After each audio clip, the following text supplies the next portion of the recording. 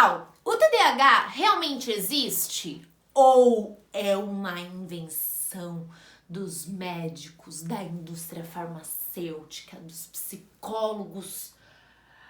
Vamos pensar um pouquinho sobre isso? Meu nome é Paula Frati, eu sou psicóloga, neuropsicóloga e eu ajudo pais a fazerem as pazes com o TDAH dos seus filhos.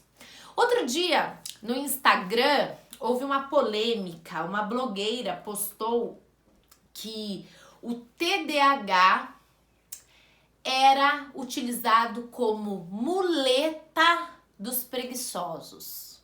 Rolou uma certa polêmica, enfim. Eu não conhecia a blogueira que fez essa postagem, mas me encaminharam, eu fui lá dar uma bisbilhotada no perfil dela. Depois ela até se redimiu, dizendo que não, imagina, que ela mesma tem o TDAH, que ela mesma tem muitas dificuldades atencionais, mas ela se esforça muito para combater essas dificuldades. Enfim, rolou aí uma certa polêmica, não é a primeira vez e não será a última. Teve várias polêmicas também relacionadas ao Big Brother, ao Fiuk, a outros participantes também de outros Big Brothers, né, das versões anteriores, enfim. É sempre muita polêmica envolvendo o tema TDAH, o transtorno de déficit de atenção com hiperatividade. E existe sim essa ideia de que o TDAH é uma invenção da indústria farmacêutica e que existe um diagnóstico em massa para vender as medicações, a Ritalina, o Venvanse, o Concerta, enfim. E por isso que todas as crianças estão sendo diagnosticadas com TDAH. Existem esses tabus. De onde vêm essas ideias? Tudo isso tem um porquê. E eu vou falar um pouquinho sobre esses porquês. E antes de eu falar sobre o porquê que as pessoas acabam entendendo errado o TDAH, o diagnóstico, eu quero ressaltar que o TDAH ele é reconhecido pela Organização Mundial da Saúde, a OMS. A OMS é uma instituição responsável por categorizar, por nomear todas as doenças existentes. E a Organização Mundial da Saúde diz que sim, o TDAH existe. Essa instituição reconhece o TDAH como um transtorno que causa muitos prejuízos. Então não tem muito o que discutir, tá? Porque se a Organização Mundial da Saúde, que é uma instituição fodástica lá, reconhecida tem caras cientistas, médicos, top da galáxia, aí vem uma blogueira lá do Instagram e diz que é muleta de preguiçoso. A gente já deveria, né, pensar que quem será que não sabe o que tá falando? A OMS ou a blogueira lá que fala sobre moda, mas que de repente decidiu falar sobre TDAH? Isso deveria ser no mínimo questionado. Mas enfim, é o fato de que existe essas controvérsias e tudo isso acontece porque o TDAH, ele é um transtorno do exagero, já falei isso muitas vezes, né? Então, os sintomas do TDAH, eles são encontrados em muitas pessoas, em muitas crianças, em muitos adolescentes, em muitos adultos. E na medicina, existem algumas formas de se chegar a um diagnóstico. Existem alguns exames que dizem sim, não, você tem TDAH, você tem a doença X, não, você não tem, porque o exame deu positivo ou negativo. E existe também uma forma dimensional de se fazer o diagnóstico, que é como se você colocasse numa régua e do 0 até o 10 tá tudo bem, você tá dentro do esperado, mas do 10 até o 20 você tá no limítrofe, do 20 até o 30 você tem aí um prejuízo. E esse diagnóstico dimensional, essa dimensão do sintoma, é utilizado em diversas outras doenças, como diabetes, pressão alta, enfim, tantas outras doenças. E o TDAH é uma delas, tá? Então, para fazer diagnóstico de TDAH, é utilizado esse critério dimensional. Então vamos pensar que 95% da população tem a desatenção, a hiperatividade e a impulsividade. Mas 5% das crianças, né? Eu falei da população, mas vamos pensar nas crianças. Quero aqui me concentrar nas crianças. Então, 95% das crianças têm em certo nível a desatenção, a hiperatividade e a impulsividade.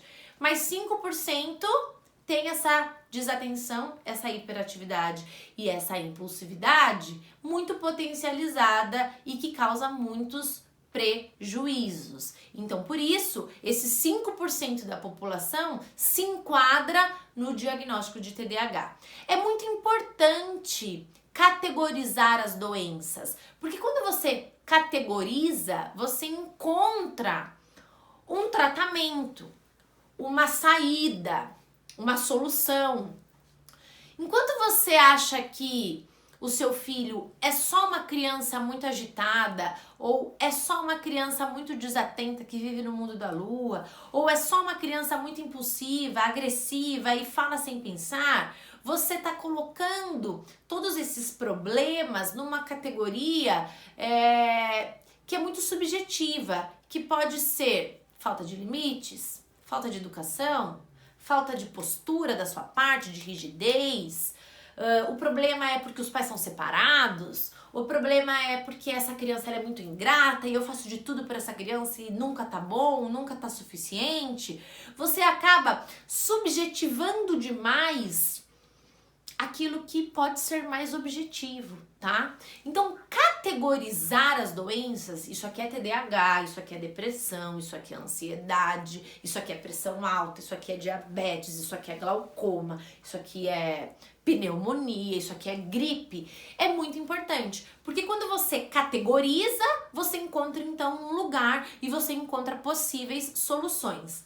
Quando você tem uma criança na sua casa que dá muitos problemas, que tem muitos prejuízos, muitas dificuldades, você começa então a entender o que está acontecendo em busca de ajuda, porque você não está dando conta daquilo que está acontecendo, daquilo que a criança está mostrando, e aí você encontra uma categoria. O médico diz, olha só, mãe, isso tudo que você está narrando, descrevendo aqui para mim, isso tem um nome. E o nome disso é TDAH, transtorno de déficit de atenção com hiperatividade. Ufa! Você deveria se sentir aliviada, porque você encontrou o seu lugar no mundo. Olha só, e eu falo o lugar no mundo porque o TDAH é um mundo, é um universo. Tem muita informação, tem muitas possibilidades de tratamento, muitos passos que você precisa dar para conseguir estruturar o seu filho. Então, encontrar o seu lugar no mundo é muito importante e deveria dar um alívio no seu coração, um quentinho assim de ufa, agora eu entendi. Agora eu entendo o que está acontecendo com o meu filho. E agora eu entendo que tudo isso que o meu filho apresenta não é falta de limites, não é falta de educação, não é porque a minha postura é muito permissiva ou muito rígida. Agora eu estou entendendo que existem coisas que sobressaem a tudo isso. Coisas que estão... que são muito maiores do que essa falação sem critério, sem embasamento das pessoas, entende? Portanto, existe sim muito barulho envolvendo o tema TDAH por conta de todos esses motivos que eu acabei de falar. Não se trata de ter ou não ter o sintoma. Eu não tenho sintoma, então eu não tenho TDAH. Ou eu tenho sintoma, então eu tenho TDAH. Não. É o quanto você tem. Não é sobre ter a desatenção, mas é o quanto você tem a desatenção. Não é sobre ter uma impulsividade, é o quanto você tem essa impulsividade na tua vida. É isso que realmente importa. Até porque, gente, não existe o grupo dos completamente atentos, focados, calmos, tranquilos, e o grupo dos completamente desatentos, agitados, impulsivos, sem limites. Não existe, tá? A gente caminha por esses extremos. Mas a criança que tem TDAH, ela acaba indo um pouquinho mais para um lado, pro lado do exagero, da potência desses sintomas. Então, sempre que você pensar em diagnóstico dimensional, sempre que você pensar em TDAH, fique sempre muito claro isso na tua cabeça, que não se trata sobre ter os sintomas. Eu recebo muitas perguntas, muitas dúvidas de muitas mães, porque como eu falo muito sobre isso, às vezes as mães se identificam no meu relato e me mandam mensagem: Paula, parece que você descreveu o meu filho ele é assim. O meu filho, ele não consegue fazer lição por mais de 30 minutos. Será que ele tem TDAH? Não é sobre ter o sintoma, é sobre o quanto o seu filho apresenta o sintoma e principalmente os prejuízos que estão relacionados a esse sintoma, certo? Espero que eu tenha trazido um pouquinho mais de clareza sobre o TDAH. O TDAH não é uma invenção da indústria farmacêutica, nem dos médicos e nem dos psicólogos. O mundo não está fazendo um complô contra você, ok? Que fique bem claro.